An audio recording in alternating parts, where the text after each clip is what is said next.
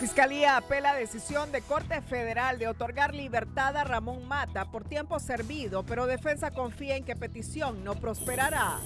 Autoridades señalan que solo falta devolver 2 bienes a Ramón Mata, entre ellos su casa en donde funciona la OAVI.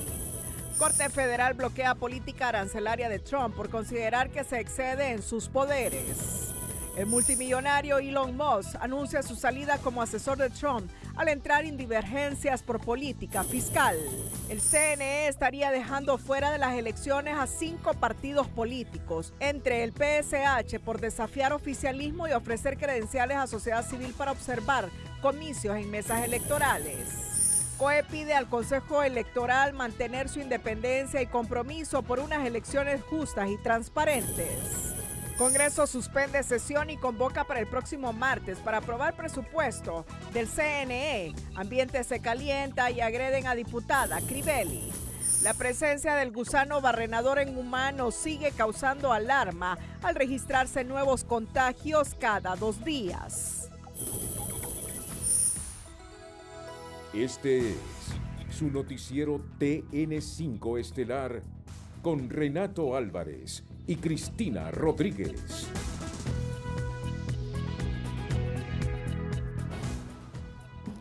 Bueno, tal como lo revelamos en la emisión del martes, un juez federal de los Estados Unidos ordenó la liberación de Ramón Mata Ballesteros, quien guarda prisión en una cárcel de Springfield, Missouri, desde 1988 por delitos relacionados al narcotráfico y el asesinato del agente de la Administración de Control de Drogas, DEA, Enrique Camarena, último caso por el que fue absuelto en 2018, tras comprobarse con una prueba de ADN que el hondureño no tuvo participación en el crimen. Según lo informado, la decisión del juez responde a una solicitud presentada por la defensa de Mata Ballesteros en Estados Unidos, que amparándose en una ley federal que establece que las personas condenadas y que se encuentran en prisión desde hace más de 20 años pueden solicitar la revisión de sus sentencias para otorgarles un tiempo servido. La solicitud también puede realizarse por razones humanitarias, de salud o porque su proceso judicial no revistió las características de un procedimiento totalmente lícito. En abril de 1988, Ramón Mata Ballesteros fue detenido durante un allanamiento a su propia casa en la capital y posteriormente fue enviado a los Estados Unidos para ser juzgado por el asesinato del agente de la DEA ocurrido en México. El Departamento de Estado norteamericano también lo señaló de organizar redes para un famoso cártel del narcotráfico colombiano, para lo cual involucró a altos funcionarios de las Fuerzas Armadas en el tráfico de drogas. Muy buenas noches, Honduras. Bienvenidos a la emisión de este miércoles 28 de mayo. La noticia del día es presentada por Claro. En Claro, acumula tus gigas en todos los Super Packs. Claro.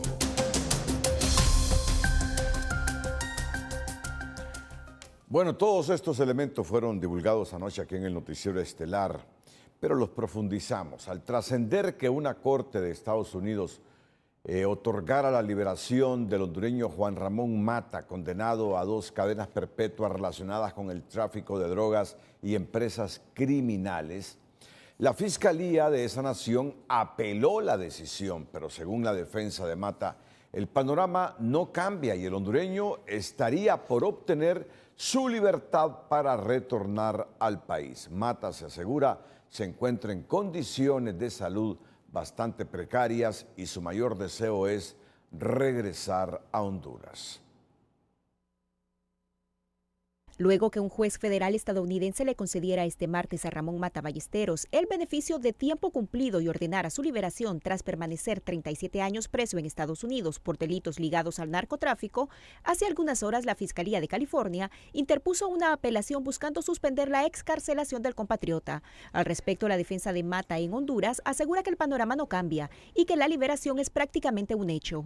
En Estados Unidos, cuando se absuelve una persona, es puesta inmediatamente en libertad. No significa que la parte que fue vencida no tenga su derecho a presentar un recurso de apelación, y este lo van a poder presentar, pero la orden del juez de ponerlo en inmediata libertad no va a ser paralizada por un recurso presentado por el fiscal de la Corte de Los Ángeles, California. De acuerdo con el documento presentado por la Fiscalía de Los Ángeles, la expectativa es que la excarcelación de Juan Ramón Mata se ponga en pausa mientras la Corte resuelve la apelación. La hija de Mata Ballesteros espera que la acción de los fiscales no impida a su padre salir de la cárcel, pues debe considerarse que la orden judicial indica la liberación inmediata y el Buró Federal de Prisiones de los Estados Unidos tiene 48 horas para hacer efectivo el mandato del juez. Lo que podría cambiar es tanto o que no venga a Honduras o sino que lo liberen bajo alguna condición migratoria dentro de Estados Unidos, pero ya estaría en contacto y manejo de la familia. Entonces ya siempre pues habría ya una tranquilidad por parte de nosotros y también habría un acompañamiento permanente para él. Isabel también informó que realizan todos los trámites correspondientes para hacer efectiva la repatriación de su padre, quien se encuentra preso en una cárcel de Springfield, Missouri, y que ubican un medio de transporte seguro debido a que utiliza una silla de ruedas para poder movilizarse, dada su delicada condición de salud. De su lado, este defensor de derechos humanos, que también es el representante legal de Ramón Mata en un caso llevado ante la Comisión Interamericana de Derechos Humanos, sugirió al Estado interponer sus buenos oficios en una solución amistosa para que el caso no sea trasladado a la Corte Interamericana, donde muy probablemente Honduras podría ser sentenciado, aseguró. ¿Cuándo podemos sentarnos con la Procuraduría General de la República para ver qué más hace falta para ponernos de acuerdo en el caso de solución amistosa, o si el Estado establece que no quiere conocer más de este caso, entonces que lo notifiquen a la comisión? Cabe señalar que la defensa en el país de Juan Ramón Mata indicó que el apoderado legal del hondureño en Estados Unidos contestaría la apelación presentada por la Fiscalía de California, por lo cual la expectativa se mantiene latente durante las próximas 24 horas, mientras la Corte responda a los fiscales de la ciudad de Los Ángeles.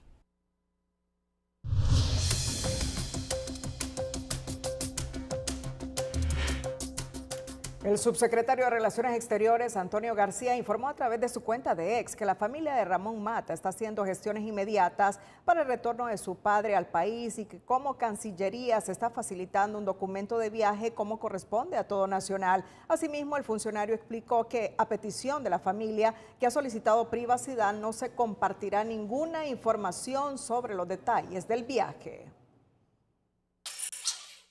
El director de la Oficina Administradora de Bienes Incautados, Marco Zelaya, informó este miércoles que desde 2018 se le comenzaron a entregar los bienes de Ramón Mata Ballesteros a su familia y que solo quedan pendientes dos, entre ellos su casa, que es el predio donde opera esa institución, pero que actualmente se encuentra en disputa entre el Estado de Honduras y la Defensa Legal.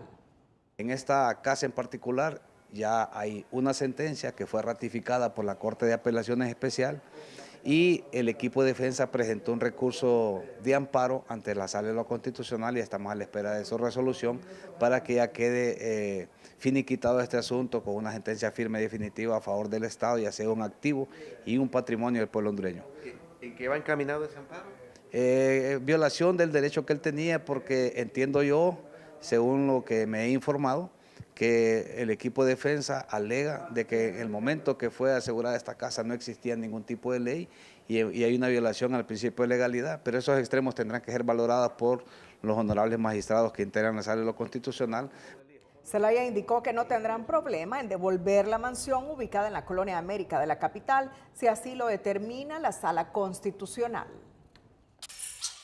En flagrancia fue detenido este miércoles el ciudadano Antonio Alexander Peralta Ochoa, secretario municipal de la alcaldía de Namasigua y Choluteca, a quien el Ministerio Público acusara por el delito de cohecho propio en perjuicio de testigo protegido y la administración pública.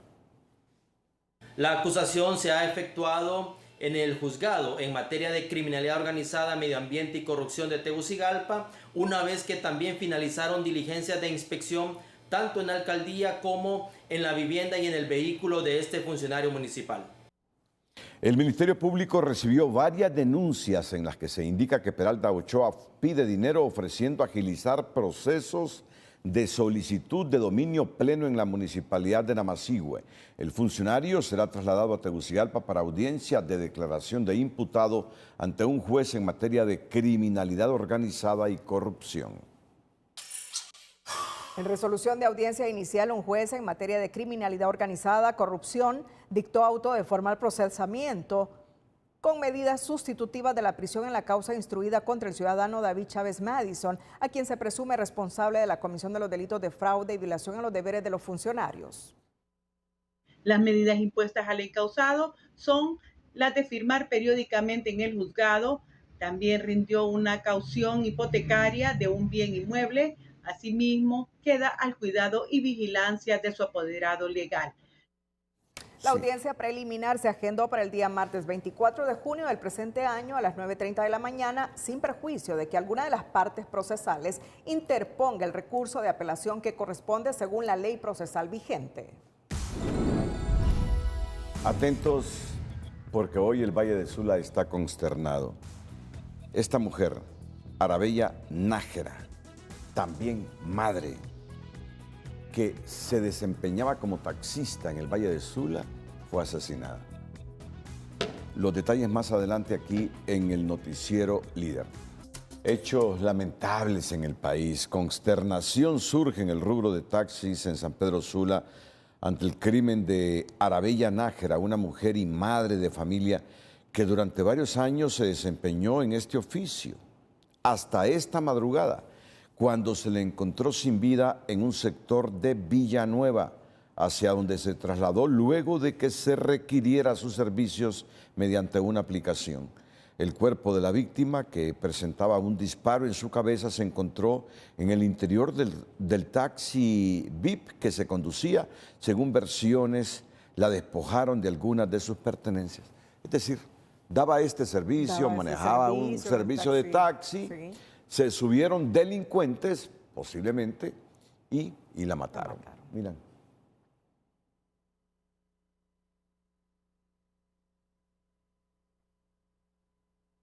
La sociedad hondureña ha sido conmocionada al trascender la captura de una joven de 28 años a quien se le acusa de abuso sexual y otros delitos en contra de sus hijastros de 13 y 8 años.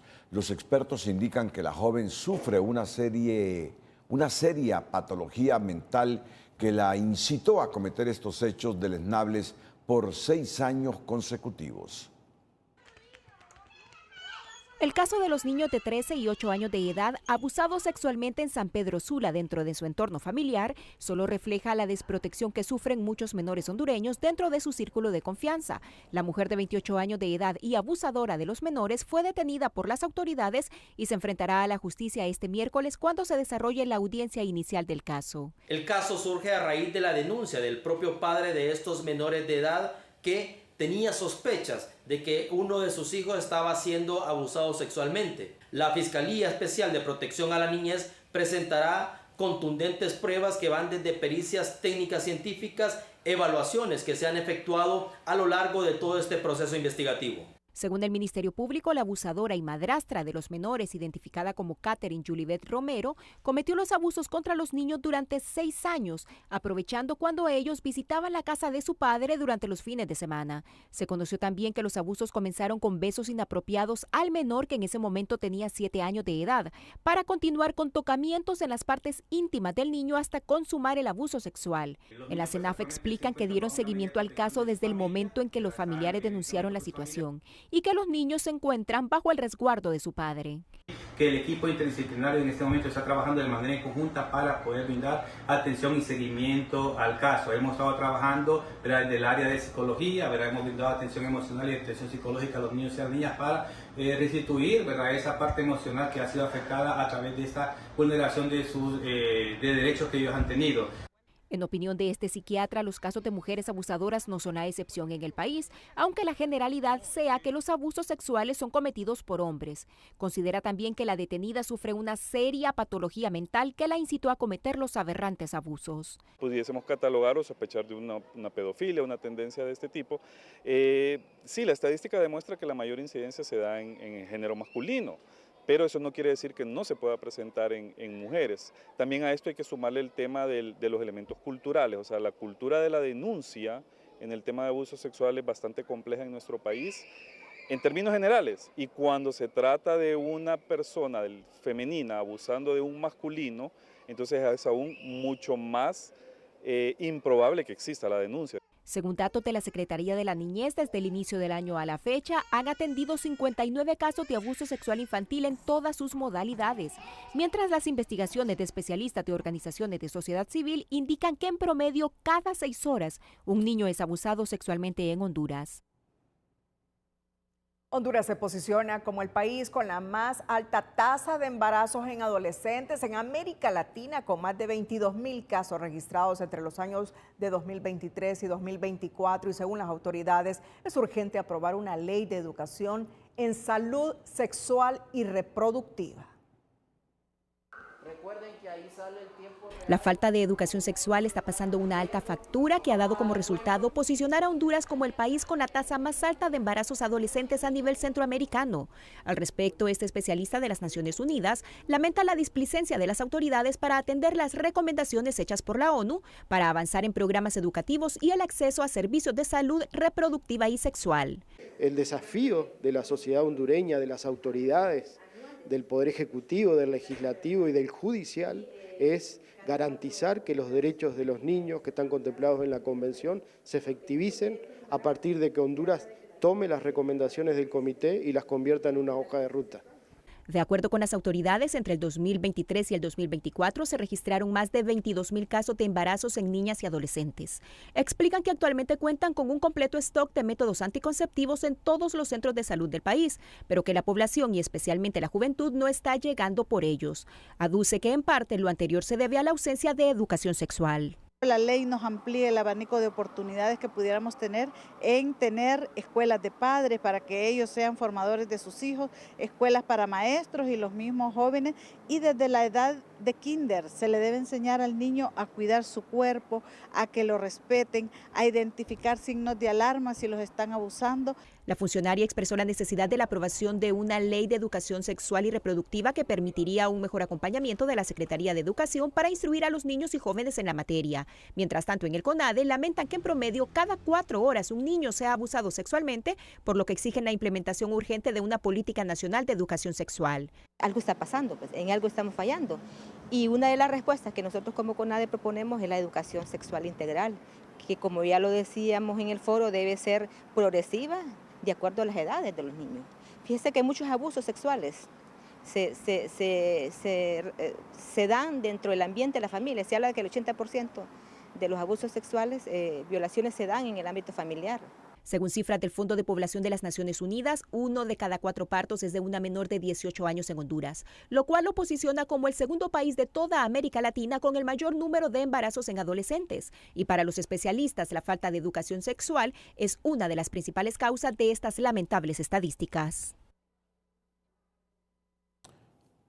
Bueno, y como si no fuera ya complejo lo que nos pasa, mire usted que los casos de suicidio mantienen en alerta a la policía, que reporta un incremento de víctimas en las últimas semanas, atribuidas, según los expertos, a múltiples causas, entre ellas la depresión derivada de la pobreza, la polarización social, el desempleo y otros problemas a los que se debe prestar atención.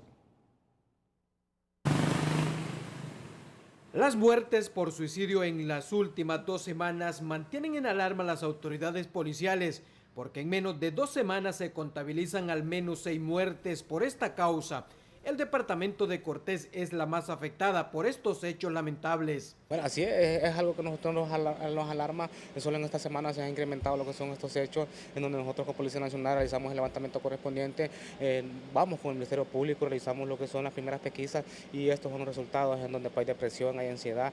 Anoche una persona fue encontrada muerta luego de tomar la decisión de suicidarse. Lo mismo hizo hoy un joven en Chamelecón luego de perder a su esposa electrocutada hace unos días. Pero en Santa Bárbara, la policía investiga si el sujeto que macheteó a su madre y que fue encontrado muerto esta mañana habría sido por esta misma causa.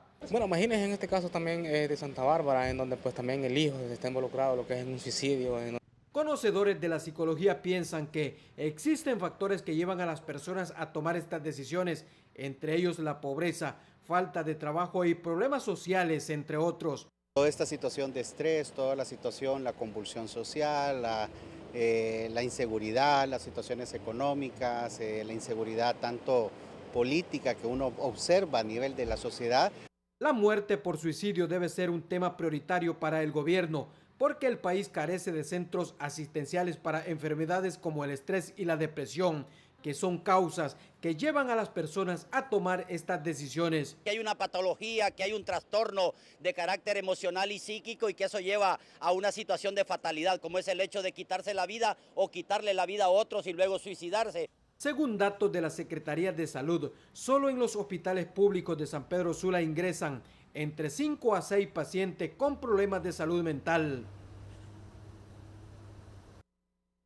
Las organizaciones humanitarias Azopodeu y JOPRODE expresan su preocupación por el nombramiento de Héctor Longino Becerra como nuevo ministro de Derechos Humanos por tratarse de una persona que en redes sociales apuntan se ha dedicado a insultar a defensores de derechos humanos y además pasó por el viceministerio de esa institución sin ser responsable de su cargo. Queremos un ministro de Derechos Humanos y no un activista político que juegue el mismo rol de las exministras Natalie Roque y Angélica Álvarez, quienes según Azopodeu y JOPRODE trancaron las puertas y dejaron un caos en la Secretaría. Demandan del nuevo ministro atención urgente a la situación grave en que se encuentra el Mecanismo Nacional de Protección para parar la estigmatización de defensores de organizaciones no alineadas con el actual gobierno y no llegar a pasar las aguas a la Secretaría como se presagia al leer su mensaje en redes sociales, anunciado que será un soldado de Morazán para dar continuidad al accionar de sus antecesoras. La Sala Constitucional admitió el recurso de amparo contra el estado de excepción presentado por la ASJ en momentos que el mismo ha sido ampliado sin pasar por la aprobación del Congreso. La ASJ espera que la Sala Constitucional se pronuncie de forma expedita sobre las principales violaciones a garantías y derechos constitucionales que conlleva el estado de excepción. Los hondureños siguen bajo un estado de excepción que restringe derechos y garantías constitucionales, como la inviolabilidad del domicilio, la libertad de asociación y de circulación, pese a que la Corte Suprema de Justicia notificó a la ASJ la admisión del recurso presentado contra el decreto ejecutivo de diciembre de 2022 que lo sustenta. Lo que está haciendo hoy ASJ no debe considerarse un ataque, no debe considerarse de manera negativa, sino que es una manera de cómo podemos nosotros apoyar al gobierno para que no siga incurriendo en ilegalidad y que pues las consecuencias que se van a venir, que seguramente van a haber por mantener una suspensión de derechos y garantías de manera ilegal, pues tratar de minimizar el impacto. La simple admisión no modifica el estado de excepción que en 2 años suma 20 ampliaciones, las últimas 4 sin pasar por el Congreso Nacional, mientras los ciudadanos se preguntan para qué sirve si no llenó los objetivos de frenar las masacres, la extorsión y el narcotráfico, entre otros. Pero la Policía Nacional anunció recién una nueva ampliación. Uno ve la cantidad de masacres que se han venido dando en lo que va de este año, por encima del año pasado. Muertes de mujeres, de niños, el tema de la extorsión no ha bajado. Así que creo que con ese jugoso presupuesto que tiene tanto la policía como inclusive el ejército, el tema de seguridad es algo que está a deber este gobierno. El modelo de estado de excepción y su aplicación viola, dice este abogado, el marco constitucional y los tratados internacionales suscritos por Honduras. La Sala Constitucional debe ahora revisar y resolver el fondo del recurso de la ASJ. Y las autoridades que se están prestando para ello están cometiendo delito. Lo hemos explicado 1, 2, 3 veces reiterativamente. Mire la conducta de la Policía Nacional ahora y de los militares. Ayer circulaba un video en redes sociales y en los medios de comunicación donde un ciudadano caminaba y de la nada un policía o un militar le pega con su escudo, lo avienta, el ciudadano se mira claramente que no lo está agrediendo, que únicamente iba circulando. Esas son las gracias del estado de excepción. Precisa la ASJ que el estado de excepción ha excedido el límite de 45 días permitido por la ley y que solo una de las 18 declaratorias cumple con el procedimiento constitucional, por lo que las demás son ilegales. Bueno, y una noticia que genera expectativas en la mayor parte de hondureños. La Comisión Nacional de Telecomunicaciones, CONATEL, informó este día que se extendió el plazo de la validación biométrica para los usuarios de la telefonía móvil para después de las elecciones generales del 30 de noviembre, luego de reunirse con la Comisión de Seguridad del Congreso Nacional y llegar a una serie de acuerdos. Luego de una reunión con la Comisión Especial de Seguridad del Congreso Nacional, las autoridades de la Comisión Nacional de Telecomunicaciones, CONATEL, informaron que se extendió hasta después de las elecciones generales el plazo para el registro biométrico para los usuarios de la telefonía móvil en el país. Vamos a prorrogar, a extender el plazo establecido hasta el 1 de junio para que todos los hondureños tengamos la validación y dejarlo después de las elecciones para que quedemos entendidos que no hay absolutamente un índice de pizca de duda de que este proceso puede intervenir en el proceso eleccionario. Los funcionarios de CONATEL dejaron claro a los congresistas que la única base de datos registral de los hondureños es la del Registro Nacional de las Personas, así lo confirmó el diputado Carlos Umaña. Ha quedado establecido que CONATEL no tendrá ninguna base de datos biométricos de todos los hondureños, no existe. No existirá una base de datos en CONATEL y que la validación, esto ya van a anunciar ellos cómo va a seguir el proceso, requerirá por supuesto siempre del Congreso Nacional para hacer algunas modificaciones en la ley. En el encuentro también se detalló que el único fin del proceso del registro biométrico es para combatir la delincuencia y cada persona que realice la compra de un chip deberá realizarlo obligatoriamente. Queda siempre la obligatoriedad que todas las personas tenemos que validar nuestro número de teléfono, cualquiera que sea la empresa a la que estamos nosotros utilizando, ¿verdad? Y también en la compra de los nuevos chips se van a usar la validación biométrica, que es una consulta que se le hace a la base de datos que existe en el Registro Nacional de las Personas. El plazo para el registro biométrico estaba para el 1 de junio, sin embargo, ya queda establecida la prórroga del proceso y cualquier cambio deberá pasar por el Poder Legislativo. José Andino, Telenoticias. Atentos, les anuncio para este jueves la presencia de los 3 candidatos a designados presidenciales del Partido Libre.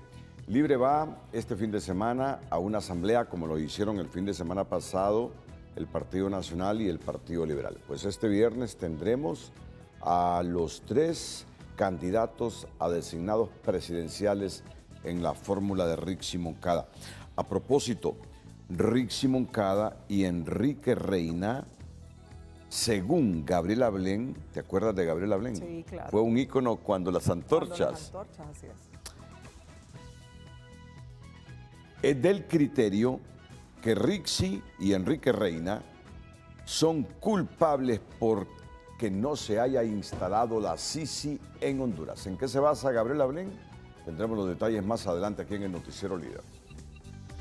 Pero antes, continuando con los mitos sobre el dinero, esta noche en nuestra sección de educación financiera le damos a conocer algunas frases que también influyen para arruinar sus finanzas personales. Educación Financiera es presentada por Banpaís. Compra todo lo que quieras y divídelo en cuotas a 0% interés con tus tarjetas de crédito Banpaís. El dinero no me importa, va y viene, así está bien. Si es descuidado con su dinero podría estar teniendo filtraciones que evitarán que reúna los montos para lograr sus objetivos. En este caso, le conviene llevar un registro de sus gastos para que pueda analizar sus hábitos de compra y modificarlos de acuerdo a sus metas. No sé cuánto tengo, ni en qué gasté. Si es de las personas que compra artículos sin ver el precio, podría ser que está poco concentrado en sus finanzas. Para comenzar a prestarle mayor atención a su dinero, revise mes a mes sus estados de cuenta. Si se me rompió un billete, ya perdí esa cantidad de dinero. Esto es un mito, ya que el Banco Central ha dado a conocer que a pesar de que un billete esté roto, maltratado, tenga anotaciones, manchas, esté sucio, despintado o descolorado, conserva su valor y debe ser aceptado en los establecimientos comerciales del país o en los bancos.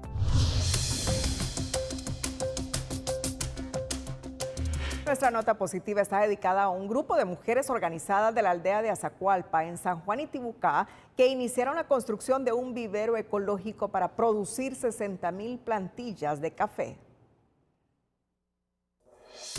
La noticia positiva es presentada por Banrural. Una década siendo amigos. Banrural, el amigo que te ayuda a crecer.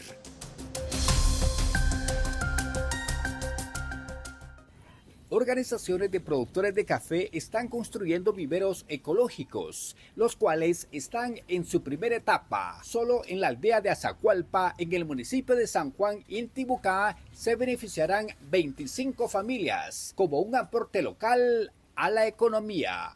El proyecto consiste en hacer un vivero entre todas las comunidades organizadas. Las variedades, una es parailema, la otra es 90 y tenemos otras variedades. Tenemos 5 variedades acá con diferentes comunidades, entonces lo estamos impulsando con mujeres, hombres y niños. Aquí se cultivarán 60,000 chapolas de café de distintas variedades. Ya se cuenta con asistencia técnica y una inversión que asciende a los 450,000 empiras y hasta una despulpadora de café para mejorar en el municipio la cadena de valor. Ya tenemos la plataforma del hacer el invernadero, como se dice, solo falta tirar la galera para sombrillo y luego ya el vivero ya lo tenemos, solo falta alinear la bolsa para después ya estar de embolse la chapola, traducirla a la chapola. Vamos a producir aproximadamente 60,000 plantas con semillas certificadas. En este caso estamos trabajando con 5 variedades. Esto, ¿verdad? Son variedades que van a venir a mejorar lo que es la producción y también calidad en tasa a los productores, en rendimiento, en producción. Para la construcción de este vivero se puede ver el esfuerzo de cada familia para obtener los mejores resultados iniciando desde cero. Desde Azacualpa, en el municipio de San Juan Intibucá, Henry Fiallos, Telenoticias.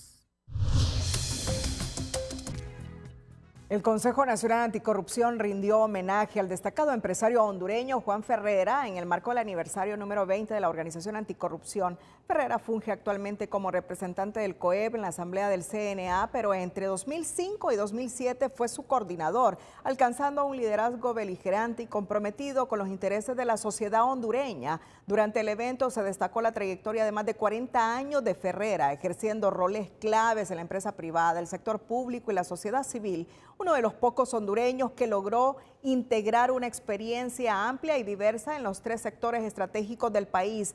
En ese espacio, el exdirector ejecutivo del CNA, Sergio Membreño, dedicó unas palabras, así como las lecciones que aprendió de Ferrera. Primero, su profundo amor y preocupación por la familia. Segundo, su compromiso con el fortalecimiento del proceso de construcción de ciudadanía y con la defensa del principio de respeto a la sociedad civil. Y el tercero, su contribución constante y significativa en el ámbito de la lucha ética, donde don Juan Ferrera forma parte de esa reserva moral tan esencial para el país.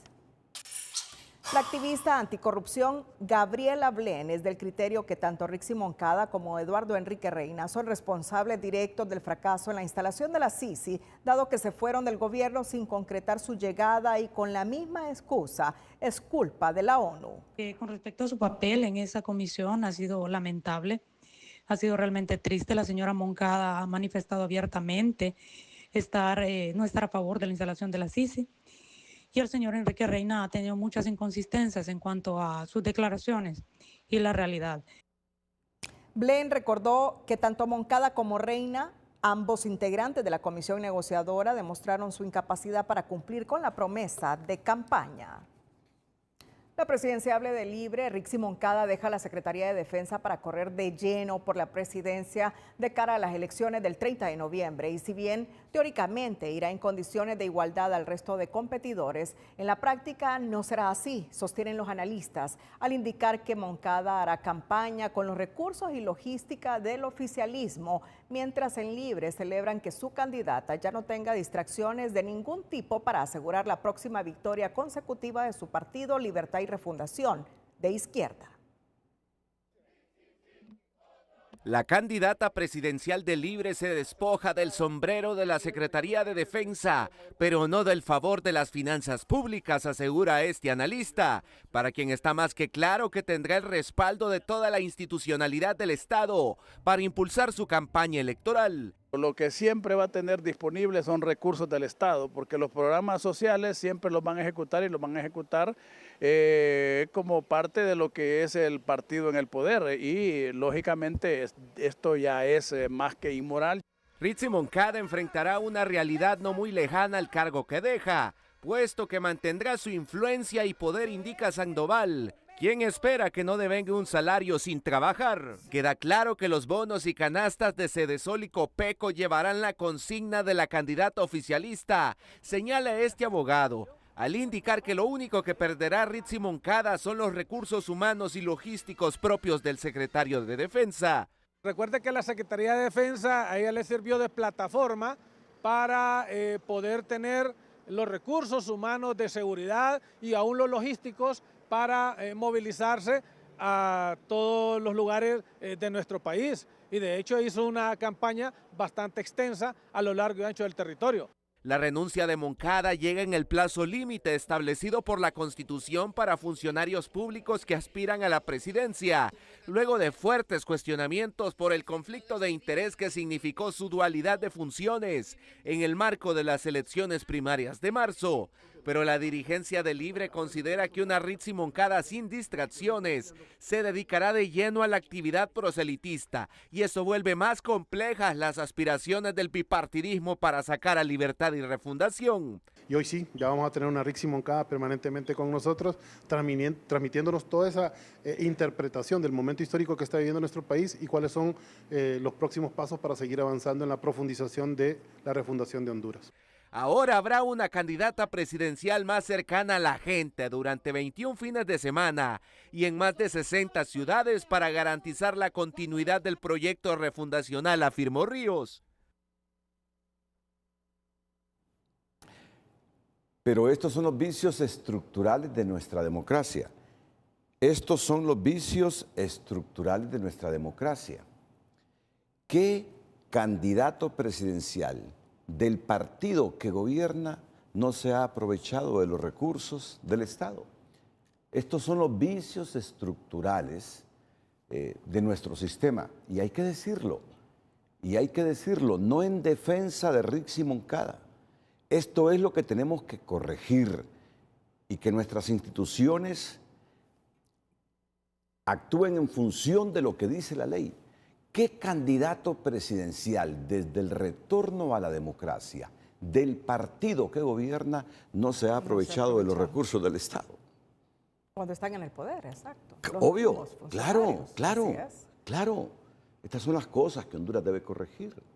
Y lo decimos para recalcar que los vicios de hoy son los mismos del pasado cuando han gobernado nacionalistas y liberales. Insisto con esta interrogante, ¿qué candidato presidencial del partido que gobierna no se ha aprovechado de los recursos del Estado en su momento?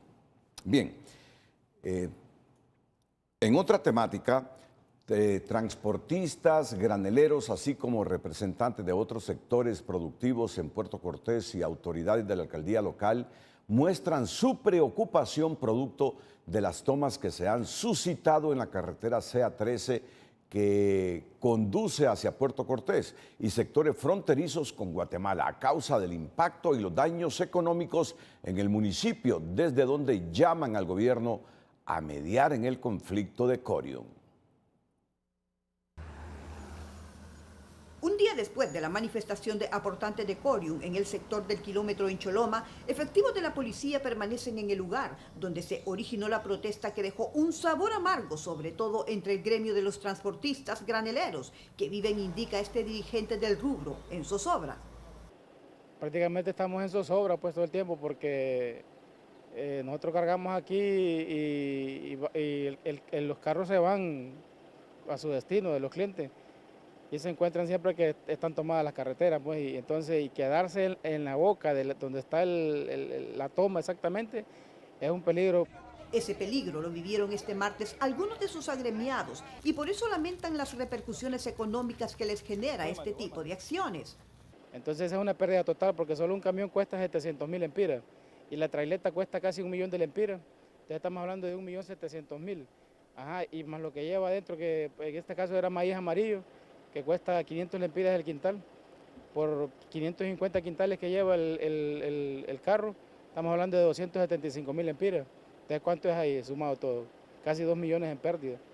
Ellos, al igual que representantes de otros sectores productivos en Puerto Cortés, que resienten los efectos económicos, llaman al gobierno a mediar de manera efectiva en esta situación ante la posibilidad de más protestas.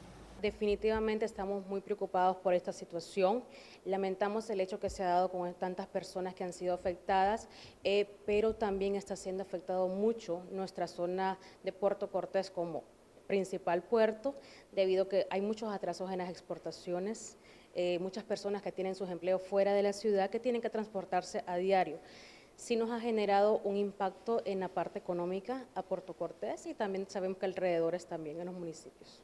La alcaldesa del municipio se suma al llamado para prevenir este tipo de manifestaciones que generan al país pérdidas económicas que, según la empresa privada, por día superan los 800 millones de lempiras. Le pedimos al gobierno ver de qué manera puede mediar, ¿verdad?, con la gente, los inversionistas de Corium, para que se pueda atender a la población de Choloma y no siga afectando, y no solo a Puerto Cortés, sino todos los lugares que vienen. Por ejemplo, Guatemala pasa por aquí, por Puerto Cortés, Puerto Barrios, y todo lo que es Cuyamé, Lomoa, y todo lo que tiene que pasar por Choloma, ¿verdad? Se estima que un 90% de la carga granel que ingresa al país se movilizan por este puerto, donde esperan que surja una solución para evitar más daños a la economía local y nacional. Bueno, atentos porque después de la pausa vendremos con toda la información relacionada a los partidos políticos en contienda el próximo 30 de noviembre. Hay 5 partidos que se están quedando fuera de la contienda electoral. Vamos a conocer sus reacciones en los próximos minutos. Pero antes, Honduras exporta el primer contenedor de café a Europa que cumple nueva normativa contra la deforestación.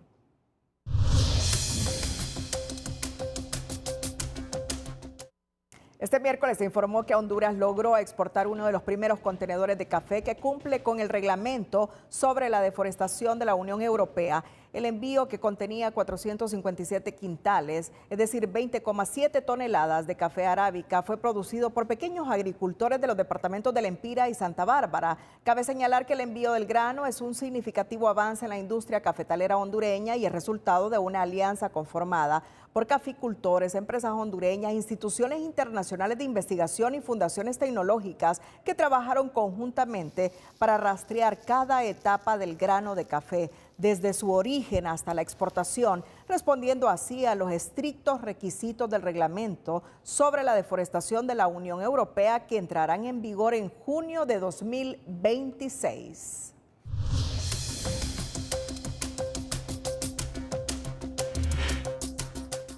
En nuestra sección del emprendedor, le invitamos a conocer las delicias culinarias que ofrece las banderillas coreanas en Catacama, Solancha.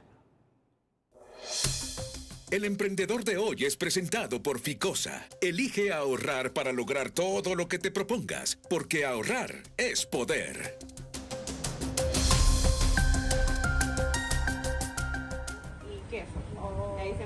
Giselle Maradiaga empezó este sueño por amor a la libertad y el deseo de crear algo propio. Así nace Banderías Coreanas, una marca que llega a revolucionar los antojos en Catacama, Solancho, un sabor que nunca antes habías probado. Las banderías coreanas nacen con la idea de traer algo nuevo a la población de Catacama e innovar y que la gente pruebe nuevas cosas. A mí me gusta tener libertad, entonces yo dije, ¿por qué no tener lo propio? Y o sea, ir trabajando e ir creciendo el negocio. ¿Te imaginas una crocheta empanizada con masa dulce, rellena de salchicha, papas y aderezo? Así son las banderías coreanas, Una mezcla única de sabores que te encantarán, algo nuevo para descubrir en cada bocado. Son como crochetas envueltas en masa dulce y luego se empanizan con las diferentes cubiertas. Llevan la masa dulce, relleno de salchicha o queso o mixtas, y luego se empanizan con papas, cheto flamingo, ramen o solo clásicas. En Banderías Coreanas piensan en todo. Si lo tuyo es lo salado, también tienen una opción especial para ti. Giselle Maradiaga, con su emprendimiento innovador, quiere complacer el paladar de todos los solanchanos con sus antojitos coreanos. Alex Ordóñez, Telenoticias. De los 7 partidos políticos que no fueron a primarias y presentaron sus nóminas para ser inscritos en el CNE, 5 de ellos estarían quedando fuera, se supo extraoficialmente, siendo uno de ellos el PSH, que estaría pagando una alta factura por no doblegarse al oficialismo en el Congreso Nacional y por compartir sus credenciales con la sociedad civil para una veeduría más efectiva en la Junta Receptora de Votos. Extraoficialmente trasciende que de los 7 partidos alternativos o pequeños, solo 2 pasaron el examen para participar en las próximas elecciones generales. Se tardaron demasiado en facilitarle las condiciones a los partidos emergentes, en entregarles la documentación necesaria. Los plazos que dieron para inscripción, subsanación e informe fueron exageradamente cortos en comparación a lo que se entregó a los partidos mayoritarios para las elecciones primarias. De los 5 partidos que al parecer quedaron fuera, llama la atención el caso del Partido Salvador de Honduras, que no solo es la 4ª fuerza política en el Congreso Nacional, también la piedra en el zapato del oficialismo y hasta del tripartidismo. Por la beligerancia de sus diputados que han estado insistiendo en la CICIG, en la transparencia, en la rendición de cuentas, y también porque es el partido que se configura como la 4ª fuerza política. Pero también pudo pasarle factura al PSH anunciar su voluntad de ciudadanizar de hecho las juntas receptoras de votos al compartir sus credenciales con la sociedad civil. Y eso incomoda el tripartismo porque somos la voz ciudadana y nosotros impulsábamos proyectos de ciudadanización voluntaria de las mesas para que no podíamos tener más al ratón cuidando el queso. De concretarse la expulsión de los 5 partidos políticos, entre ellos el Partido Salvador de Honduras, la sociedad civil se queda sin las credenciales de 1 o más partidos alternativos, pero no sin la vigilancia de las urnas el 30 de noviembre próximo. Era un espacio positivo para el tema de ciudadanizar las mesas. Lo sigue siendo, en tanto no sea oficial. Sigue siendo, exactamente, lo sigue siendo, pero de una u otra manera eso no va a detener la gran observación electoral que vamos a tener en cada una de las juntas receptoras de votos a nivel nacional. Muy temprano este miércoles, la consejera presidente del CNE, Cosette López, envió un oficio a sus pares, Ana Paola Hall y Marlon Ochoa, para darle una prórroga hasta la medianoche de este día a estos 5 partidos para que terminen de subsanar los errores en las planillas. Sin embargo, la respuesta nunca llegó. Estos 5 partidos políticos que extraoficialmente se dice estarían fuera tienen aún otras instancias como el Tribunal de Justicia Electoral para buscar la inscripción de sus planillas y consecuentemente su participación en las próximas elecciones generales. Ulises Aguirre, Telenoticias. Sin bajar los brazos ni darse por vencida, la presidenta del Partido Salvador de Honduras, Fátima Mena, espera ganar la batalla e inscribir las planillas a cargo de elección popular para las próximas elecciones generales, al tiempo que le pide al CNE, pero sobre todo al representante del Libre, Marlon Ochoa, tener la misma flexibilidad que mostraron cuando le dieron más tiempo a un movimiento interno del Libre para que participara en las pasadas elecciones primarias. Un movimiento de Libertad y Refundación no reunía los requisitos cuantitativos, ¿verdad?, de la cantidad, y aún así se le dio prórroga para que pudiera cumplir y pudiera sanear, y eso es lo que nosotros no estamos viendo por parte del Consejo Nacional Electoral. Se trata del Movimiento Esperanza Libre, más conocido como MEL, que no pasó la primera prueba. Le dieron otra oportunidad y tampoco superó los requisitos mínimos para participar en las elecciones de Libertad y Refundación. Le concedieron más tiempo y facilidades logísticas y al final logró llegar a la meta. El candidato presidencial de la Organización de la Reserva Democrática de la Nación, Orden, Santos Orellana, no se resigna a la idea de quedar fuera del próximo proceso electoral al no pasar los filtros en la presentación de planillas a cargos de elección popular en el Consejo Nacional Electoral. Por fe, estoy 100% seguro que ya estamos inscritos, que vamos a hacer esa reserva moral de nuestro país para darle la respuesta que Honduras hoy necesita. Pero esto no es por fe, capitán. No, hemos hecho todo el trabajo, todo lo que se ha venido trayendo, se hizo un gran trabajo a nivel nacional. Tenemos la organización de los 18 departamentos con sus candidatos a diputados, alcaldes. Más allá de la fe del capitán en condición de retiro, extraoficialmente trasciende que su partido político Orden no llegó ni siquiera al 40% de los requisitos mínimos para participar en las elecciones generales de noviembre próximo. La bancada de Libre sostuvo una reunión en el Congreso para analizar y fijar su posición conjunta ante la propuesta de 75 diputados de la oposición a través de una moción de orden que pretendían introducir al Congreso para solicitar el cierre del acta de las últimas sesiones legislativas y que contienen los polémicos préstamos con la Corporación Andina de Fomento CAF, pero no les fue permitido. Esa potestad solo es de Luis Redondo, aseguran. Se escudan en argumentos legales que no tienen sustentación, supuestos argumentos legales como que tienen el derecho a la palabra, a presentar una moción de orden que realmente no establece los procedimientos parlamentarios que existen de acuerdo a la ley orgánica y a la Constitución de la República.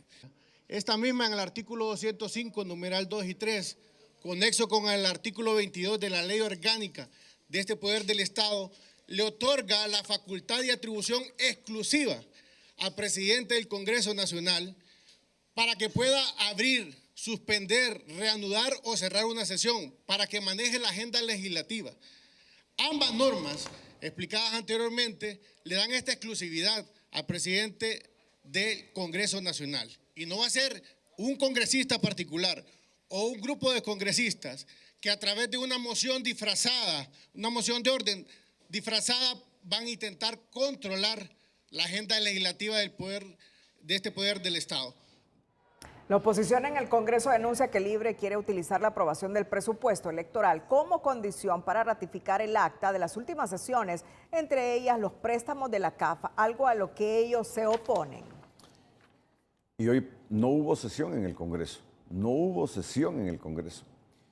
Y hubo un elemento adicional, justamente el que describimos a continuación. En un episodio bochornoso que se suscitó esta tarde, la diputada del Partido Liberal Katia Crivelli denunció que fue objeto de agresiones por parte de su homólogo del Partido Libre, Bartolo Fuentes.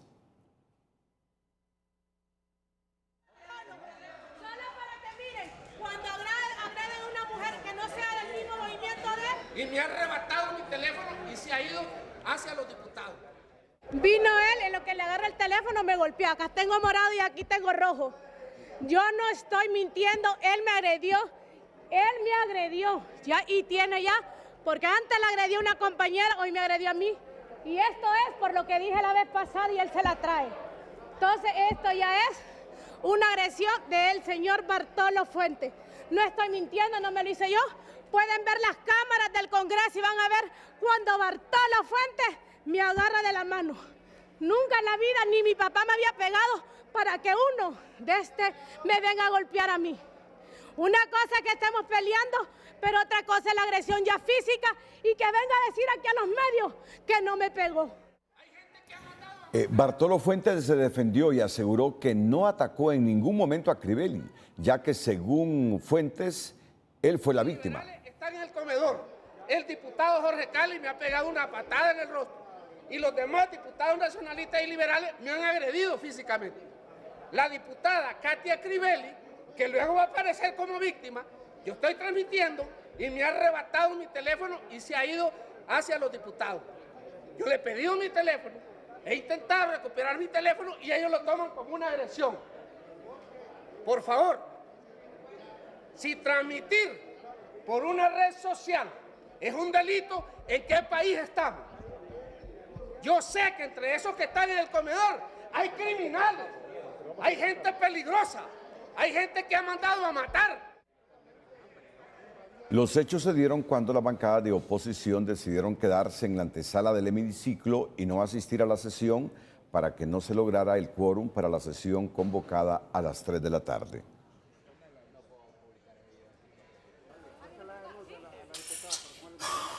Bueno, y la diputada del Partido Liberal, Katia Crivelli, llegó esta noche hasta el Core 7 para denunciar al diputado libre Bartolo Fuentes por agredirla verbal y físicamente en el Congreso Nacional. Según la congresista, los hechos ocurrieron en el comedor del Legislativo cuando Bartolo se acercó a incentivarlos y le gritó criminales y hasta hija de narcos. En la posta policial, Crivelli denunció al diputado Fuentes por violencia contra la mujer y se le realizaron evaluaciones médicas. Él llegó con su teléfono a grabarnos en un live en vivo y empezó a decirnos que éramos crimen organizado, que éramos criminales, narcotraficantes. Entonces todos empezaron a decirle coyote, coyote, coyote. Entonces me acerqué yo con él al live. Nada de lo común, hasta riéndome. Ahí le dicen coyote. ¿Usted me está diciendo coyote? No, yo no estoy diciendo coyote, pero coyote es un animal, no tiene nada que malo. Ah, ¿qué se puede esperar de esto? Me dice, aquí está una delincuente, dice, en mi cara, ¿verdad? Unos delincuentes me dice, ah, y acá está la hija de un narco. Entonces yo le vine, ¿cómo le digo yo? Entonces le bajo el teléfono, póngame aquí que quiero explicarle, digo yo. Cuando le digo que quiero explicarle, bajo el teléfono y él viene y me agarra con sus dos manos.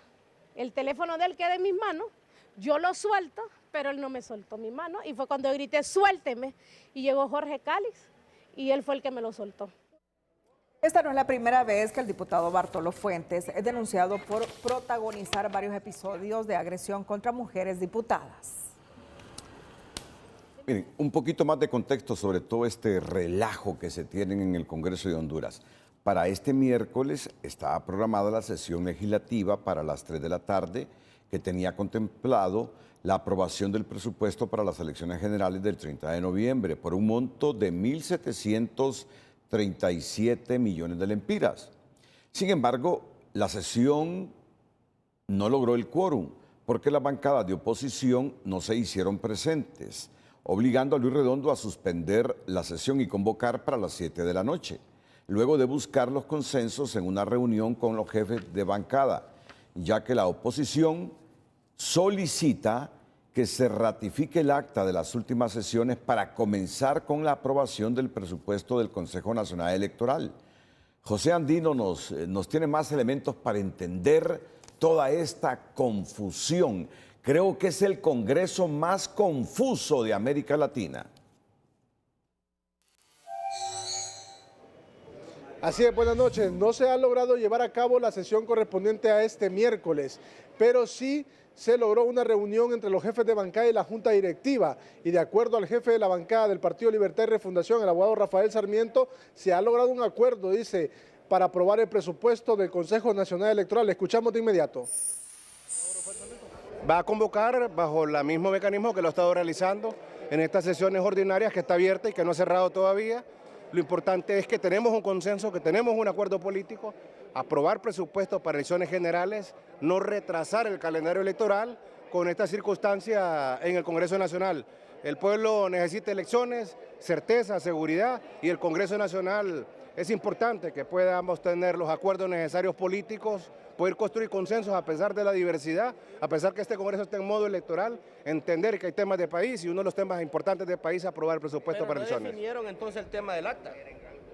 El tema del acta posteriormente tendremos que aprobarla, ¿verdad?, con la mayoría simple. Por ahora el consenso y el acuerdo es aprobar el presupuesto para elecciones generales el próximo martes en esta sesión del Congreso. Sin embargo, según la oposición, no se ha logrado ningún acuerdo porque ellos manifiestan que van a acompañar la aprobación del presupuesto electoral una vez que se cierre el acta de las últimas sesiones. Escuchamos al diputado liberal Jorge Calix y al jefe de la bancada del Partido Nacional, Tomás Zambrano. Mientras él no cierre la sesión que está abierta, nosotros no vamos a acompañarlo en absolutamente nada. Él tiene que cerrar la sesión. Votamos por la ratificación del acta y luego empezamos a discutir el presupuesto que se ocupa para las elecciones. Esperamos que el martes ya pueda llevarse a cabo una sesión para poder aprobar el presupuesto, porque esto hay que ser claro, Partido Nacional estamos a favor del presupuesto de las elecciones. Lo que hemos estado en contra es de querer ratificar el acta a favor donde tiene contenido los préstamos del CAF, eso lo hemos dejado claro, porque los señalamientos de Libre son totalmente falsos, que vienen a decir que la oposición, y en este caso representando al Partido Nacional, no queremos aprobar el presupuesto. ¿Y en qué cabeza cabe? Por su parte, la sesión quedó convocada para el próximo martes a las 3 de la tarde y estaríamos esperando si se inicia con la aprobación del presupuesto o bien se ratifica el acta de las últimas sesiones. Con este contacto yo retorno con ustedes al estudio principal. Buenas noches. La presencia del gusano barrenador en humanos sigue causando alarma entre las autoridades, que cada semana registran entre 4 a 8 nuevos casos, indicando un nuevo contagio cada 2 días. Y de acuerdo a los expertos, es imperativo reforzar las medidas sanitarias para que la enfermedad no se salga de control. Cada semana, la Secretaría de Salud confirma entre 4 a 8 nuevos casos de gusano barrenador en humanos, una cifra que enciende las alarmas en el país, porque de no tomarse las medidas oportunas, la situación podría convertirse en una epidemia. Este problema de salud pública, específicamente la miasis por gusano barrenador, ya es endémico aquí en Honduras y que podemos, si no controlamos bien la situación, posiblemente vamos a tener epidemias o podemos tener más casos en humanos que en animales. Desde el 6 de febrero, día que se confirmó el primer caso de gusano barrenador en humanos, hasta la fecha, Honduras acumula 59 casos, es decir que el promedio de contagio es de 1 cada 2 días, lo que refleja un ritmo de propagación de la enfermedad. En el Hospital General San Felipe, las autoridades confirmaron el ingreso de 2 hombres infectados por ese parásito, ambos pacientes oncológicos, y según información en poder de Telenoticias, el nivel de contagio es alto, que los gusanos andan en el suelo con riesgo de contaminar al personal de salud. Una situación que cuestiona a esta profesional, pues se evidencia que los hospitales del país no están equipados para tratar esta enfermedad. Que tienen que tomar medidas, sobre todo una adecuada higiene personal y del entorno, y definitivamente la Secretaría de Salud debe de dotar de laboratorios y de insumos para poder hacer frente a esta problemática de salud como es lo del gusano barrenador. Al número de contagios se suman 3 fallecidos debido a las graves consecuencias de la infección. El repunte de casos de gusano barrenador en humanos preocupa al personal médico, quienes subrayan la importancia de reforzar las campañas de prevención, especialmente en las zonas rurales, donde el contacto con el ganado es constante. Debemos preocuparnos también porque eso indica que tenemos una gran infestación de esta mosca también en el país, y luego que las personas no han recibido tal vez la información de manera correcta, porque esta es una enfermedad perfectamente prevenible. El incremento de casos, tanto en el sector ganadero como en humanos, preocupa a las autoridades y refleja que a pesar de las acciones que se hacen para frenar su propagación, la mosca sigue ganando terreno.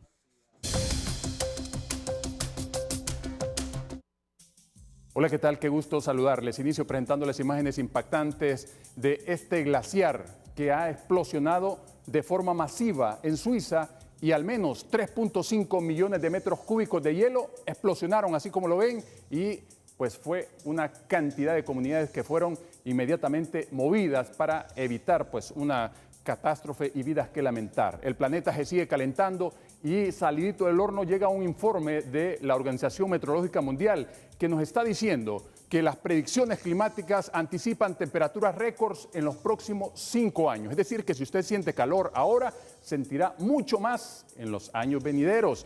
Y mire lo que nos aguarda para este jueves, esta cantidad de polvo del Sahara que estará ingresando, penetrando el territorio hondureño. Esto viene a minar la posibilidad de lluvias que se están presentando de forma muy dispersa y atípicas, y precisamente no contribuye esa alta contaminación también de los incendios forestales que se están produciendo en diferentes partes del país, y combinados justamente con esta cantidad de polvo del Sahara, entonces la sensación térmica es mayor.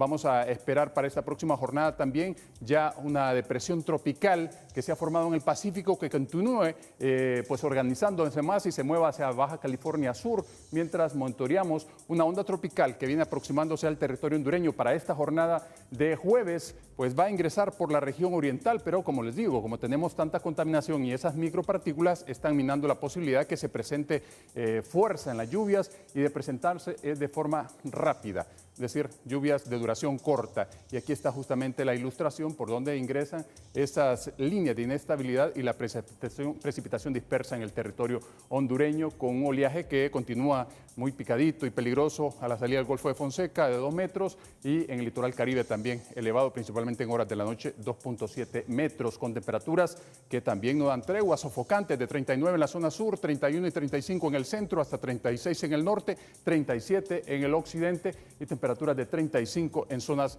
del oriente con índice ultravioleta de 13. Tomen en cuenta ese pronóstico, por favor, cuídese mucho, siempre le queremos como televidente y no como noticia. Que la pasen bien.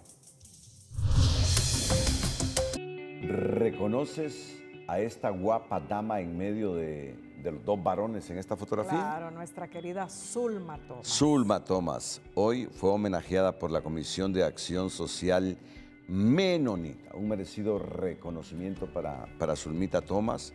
Al igual se ha reconocido la labor de otros periodistas como Rigoberto Escobar y Pedro René González. Pedrito. Sabes que Pedro Sí. fue compañero nuestro, Claro. trabajó por muchos años aquí en Tenecife. Y Y Zulma Thomas, 30 años, Sí. fundadora de Tenecife. Y no cambia, Zulmita, es la misma, bella. Pues ahí vemos a Zulmita Thomas, acompañado de los otros dos comunicadores que han sido reconocidos por la Comisión de Acción Social Menonita, Rigoberto Escobar y Pedro René González. Cerramos la emisión estelar. Gracias a todos por su fiel sintonía. Feliz noche.